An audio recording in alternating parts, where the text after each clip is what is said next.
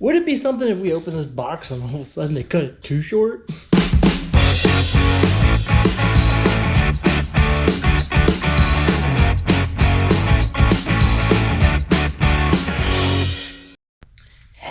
We got a drive shaft. Finally showed up. Sorry I couldn't wait for the unboxing. There's the boxes. You can use your imagination. But I went ahead and removed it from its packaging. I even got the flange done. So yeah.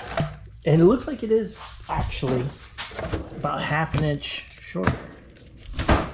So if I were to like bring this all the way over,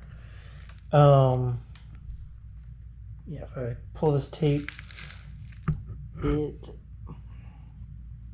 used to be like 47 3/8 at the center of that U-joint. Now it looks like it's 46 5/8. So looks like we shrunk 1/2 inch. And yeah, so I think I'm going to go ahead and we got to remove the exhaust, unbolt the exhaust, and then we can bolt this up. I might actually just need to remove these guys, leave the exhaust on the hangers over there. It might be all that's needed.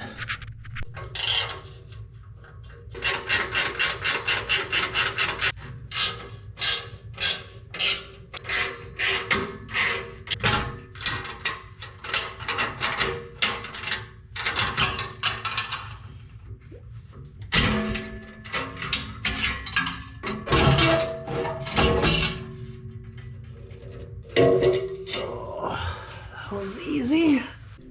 All right, got the little adapter flange torqued and tightened down,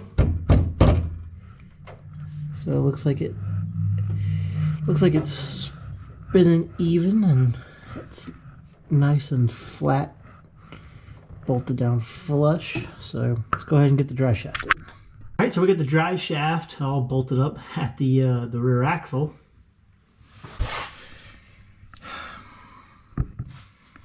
And then we have it bolted up at the transmission here. As I spin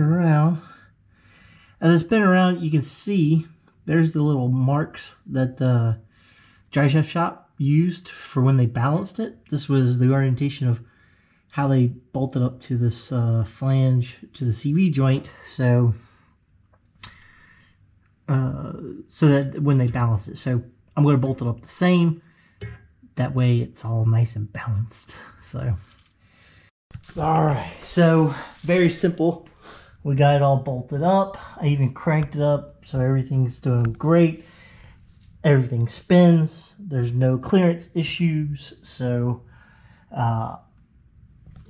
So here's a helpful tip, right? This box probably doesn't take up much space, and for me it's going to go in that little corner right there. But say you're in a predicament where your car takes a custom drive shaft, it might not be a bad idea to hang on to this packaging, because this packaging probably is several years old and it did just fine sitting over the corner. I do have the space to hold it. Some people don't, so they'll throw it out. But if you do, this one is not a bad idea. Just a helpful tip there. Just in case, you know, you break it and you need to ship it back out to get fixed again. Same with differential cases. It's good to have at least one of those hanging around. Just a little helpful tip from your neighborhood hot rodder here. So I know that you're probably just as excited as I am to let's just drop this thing on the ground and go boogie down the road. But let's go ahead and call it a night. It's gotten really late. I'm tired. I'm ready to go take a shower and relax. But what I'm gonna do is I'm gonna kind of clean things up, and the next video is going to be us putting it on the ground, go do a little shakedown run. So far, everything feels pretty good. All the measurements seem to be right.